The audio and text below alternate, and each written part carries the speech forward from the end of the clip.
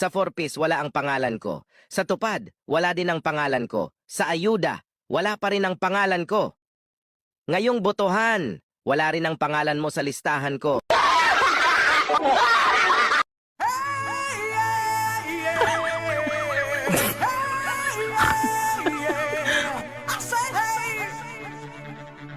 What's going on? So naay nag-comment diri sa kuan ani nga post nga ni ana siya nga kaya daw niya mahimong amahan sa akong anak. Nya problema 56 years old na siya. Ya pud ani. Uy tay kaya na tay basin niya mga bugto na lang